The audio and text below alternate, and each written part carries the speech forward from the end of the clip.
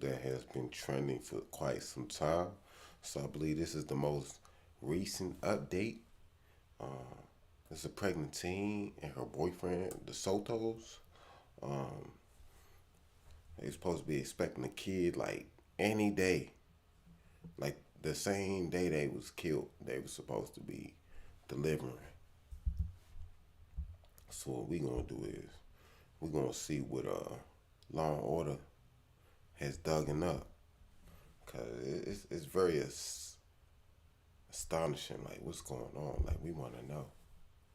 Such a beautiful couple, young at that. So it's like I don't know. It's like you don't want to assume nothing. You don't want to disrespect nobody, cause all you're gonna be doing is assuming, having these assumptions. So I'ma just kick it, man. I'ma just kick it and let them kick it, and we gonna figure out what really happened, bro. Well, to me, it looked like I could be wrong. I'm gonna say for the end of the video, but I'm not gonna go the whole yard. I'm gonna go ahead and I'm gonna run it till I feel like y'all got enough information, and then we gonna break it down. We gonna bust it down like a Philly blunt in '96. You feel me? So let's do that. The search for a pregnant teen ends tragically after she and the father of her child were found dead inside a car with gunshot wounds, just days after being reported missing. And now police have two persons of interest. The family of 18-year-old Savannah Soto reported the teen missing when she never showed up to the hospital where she was set to be induced for labor. At the time, police confirmed the identity of Savannah's 22-year-old boyfriend, Matthew Guerra, who owned the Kia Optima that they were found dead inside. We believe that it is the missing woman and her boyfriend, but we can't confirm that right now officially until the medical examiner takes a look at the bodies and makes that determination as to their identity. The day after Christmas, in a press conference after the gruesome discovery, San Antonio Police Department Chief William McManus told local reporters the investigation is still in its preliminary stage. As family members of the victims can be heard crying, authorities said at the time their cause of death was still unclear. But what we're looking at right now is a very, very perplexing crime scene. And detectives right now are looking at this as a possible murder, but we don't know for sure. But within days, police are sharing new information, including a devastating revelation. It appeared that the vehicle had been located at that location for several days. The medical examiner had identified 22-year-old Matthew as one of the deceased victims in the vehicle, and he died from a gunshot wound to the head. The manner of that death is still pending. The second deceased victim has not yet been officially identified by the medical examiner. However, I think we can be confident that that second victim was Savannah. I haven't worn a bra.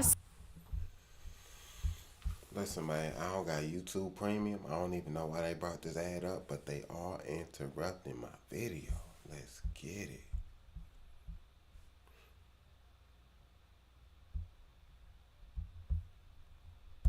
San Antonio PD also released this surveillance video and are seeking information on two persons of interest. Police say the footage was taken from a nearby location where Savannah and Matthew's bodies were found. It captures a dark-colored pickup truck slowly pulling up to Matthew's silver Kia Optima.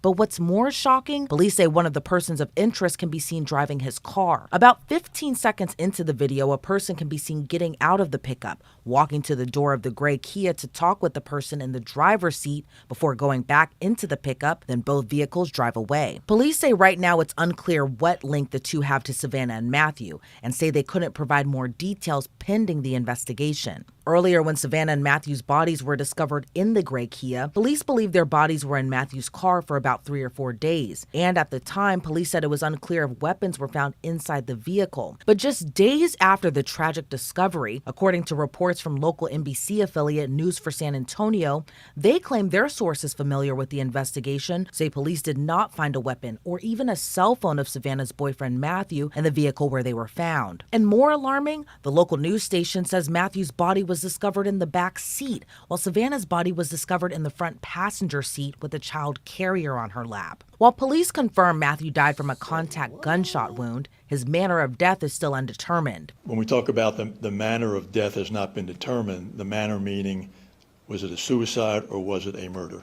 So here's what else we know so far. Savannah, who was 9 months pregnant, was last seen at her apartment on December 22nd in Leon Valley, a city about 10 miles away from downtown San Antonio. Her family grew worried when she didn't show up to her doctor's appointment and reported her missing. In a Facebook post, Savannah's concerned mother wrote, quote, "I'm worried about her safety. She's with her boyfriend who is no good. Prayer for my baby girl." Authorities issued a coordinated law enforcement adult rescue alert, known in Texas as a clear alert, to help police locate the pregnant teen. Photos of Savannah on social media show what appears to be a happy mother-to-be, beaming at what appears to be her baby shower. In this photo, Savannah and her boyfriend are shown opening presents with blue decorations that seemingly confirm they were expecting a baby boy, and it was later revealed by family they plan to name the baby Fabian. In another photo, Matthew cradles the belly of his pregnant girlfriend as the two appear excited for their next step. At this time, we don't know much about Savannah's boyfriend Matthew, but his father and stepmother told a local news station the couple was anxiously awaiting for the arrival of their baby. They say on Saturday, December 23rd, when no one heard from Savannah or Matthew,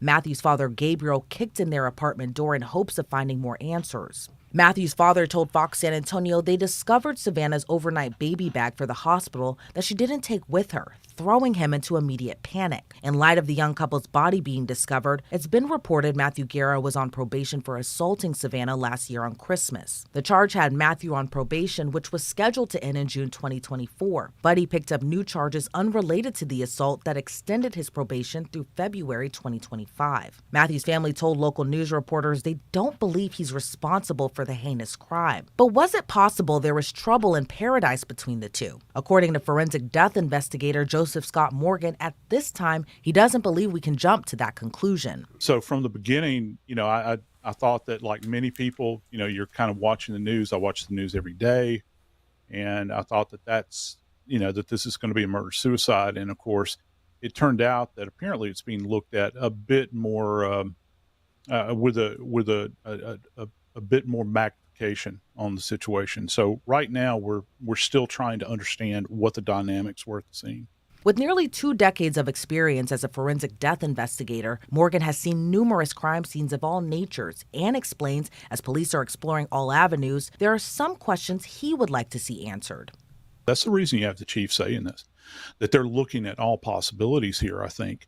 Because you really have to, again, you're plumbing the depths here of just absolute depravity. You're talking about killing this young pregnant woman, who would want to do this sort of thing. And if they cannot say definitively from a scientific perspective that this young man took the life of this young woman along with this baby, then you're going to be looking elsewhere. And that's where forensics comes in. I'm very fascinated about this case because working homicides involving motor vehicles are particularly challenging, but they can give you a lot of information. And let's just say, depending upon where the victims were positioned in the vehicle, are they in the back seat? Were they in the front seat? Were they seated side by side? Were they laying on top of one another? Is there glass blown into the cabin? Did these gunshots originate from the exterior of the car? Did they only pass through the windows? Were the windows down? Did they pass through, say, the car body itself, where you're going through the sidewalls of the car, through the doors and this sort of thing? Did they come from the rear or the front? Was the car stopped? What position was the gear lever in the car?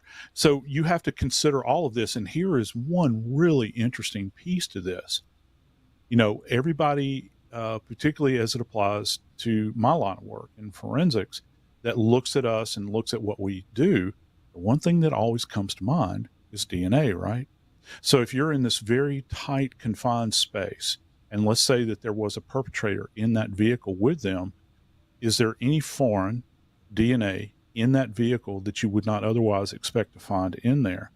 Also, is this an individual, perhaps, if this was targeted, did they walk up to the vehicle and put their hand on the exterior of the car as they began to fire?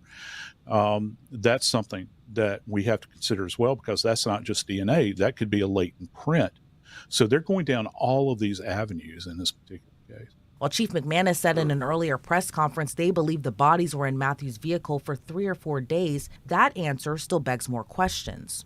Why would the individuals in this community not have stopped to check the car out? Yeah, see, it's a lot of questions we gotta ask, man. I'm gonna leave it with this picture right here, man. Again, they were expecting. She was already 9 months and some change. She was about to be induced that evening. So it's a lot of questions we gotta ask. The gentleman, the deceased gentleman in question, her baby daddy, he was placed in the back seat. It feels strange to me, right? Because if he was placed in the back seat, right, she was placed in the passenger seat with the car seat on her. You got to think in your head, like, when they first showed us the footage, you see the pickup pull up on the right hand side close to the fence, and they pull up on the left hand side of the vehicle, and they stop. They probably start chit chatting. I don't see no flashes from like the muzzle of a gun or nothing like that. I see Big Boy get up out that truck, cut his joint. You see him cut it off, or at least he cut his lights off. I think he cut his lights off. So then he do something. He grabs something from his truck, close that door open, and he do some weird shit. So I'm like, what's really going on? Because you got to put two and two together. The boyfriend in the back seat, but the car pulled up. The car can't pull up with him in the back seat and her in the passenger seat. So that automatically lets you know foul play is involved. Somebody put that car seat on top of her in that passenger seat. And because they said the car was moved and dropped off to a different location or whatever and sat there for 3-something days. And then he was in the back seat slumped over. So that lets you know, in your mind, the perpetrator involved took the car seat from the back seat, put it on her, took dude out the driver's seat, put him in the back seat. Now, what they trying to figure out, who the perpetrator is, and like what's the motive. I don't like to what's the word? I don't like to assume, right? I look at the Instagram pictures they put up because they only gave us like 2-3 pictures of them like flexing, and he had the big stack in his hand. That's at least about $5-6 grand in his hand. He got the money phone. You know, that's a popular thing. So that let me know he was either a scammer or he was trapping. He could have been selling weed or whatever. We don't know, because nowadays you can sell anything. It all depends on your hustle. But let's exclude that. So if he was in any type of criminal activity and that was his girl, she already know about it. Hands down, your lady always know what you getting into. She know if you got a 9 to 5 or if you just hustle all day till 5. So with that being said, that probably wasn't her first ride along with him to go serve somebody or go pick up some weight. So I feel like he was like in too deep in something, and something ain't go right, and they just knocked him off. Cause like they said, they did mention it. He got a headshot, but they didn't disclose if she got a headshot or what. They said executed. So when I had executed, I had 2 headshots. They just didn't want to say she got a headshot because of the nature that she was in. She was about to be giving birth to a child. So of course they didn't mind saying he got the headshot, but they wanted to be respectful towards her family and not mention that particular detail. But I believe she got the headshot too if they said they both got executed. If he already got a headshot, the execution is you on your knees or something like that, and they just hit you off in the head. You know what I'm saying? So that's crazy, and then you just ride around with them in the car like that after you just knocked them off. That's crazy.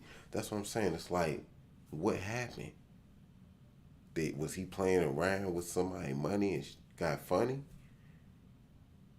and he probably took it. He ain't take they warning serious, and they just lined him up. Say, you know what, buddy got to go. We don't know what's happening. So it's like the investigator dude said, like, this is at the end of the day, it's not really like interesting, like, oh, I'm excited, but it's more like you really want to know what happened, because like he said, it's perplexed. So it's a puzzling situation where you trying to figure out what led to this situation happening, and what actually happened to these two individuals, and then what happened afterwards. So they trying to put the pieces together, because like they said, Shorty was moving and grooving on December 22nd. And then all of a sudden, around the 25th, 26th, something like that, they get knocked off. So it's just strange.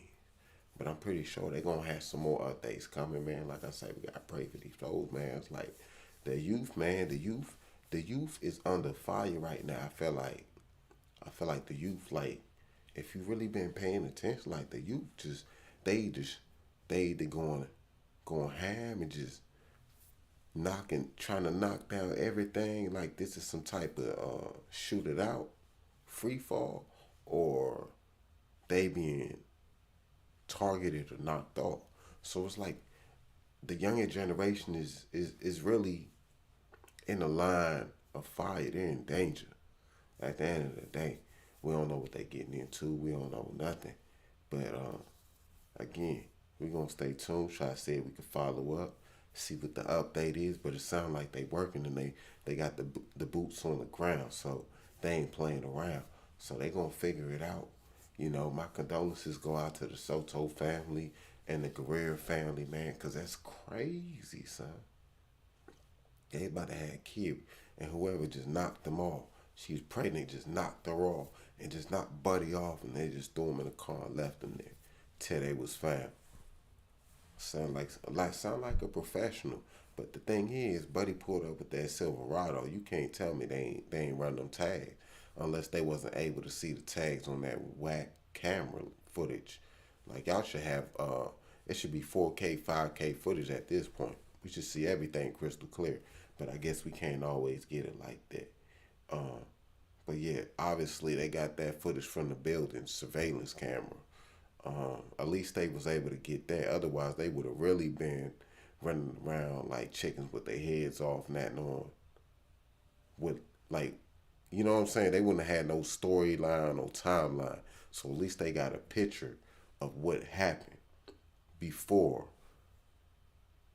you know, they was taking off this earth, man. So God rest their soul. Again, man, hit that like. Make sure you subscribe to the channel. Hit the notification bell. Turn on all. And I'm gonna continue to deliver to the music, the news, not the music. But it's no good music, man. It's only sorrow at this point, man. It's just sad, man. We gotta protect our own at all costs. You feel me? This is OG. Let's get it. I'm gone. Stay smooth and watch the company you keep, and keep it a small circle. It ain't nothing wrong with going to school, but you a fool if you feel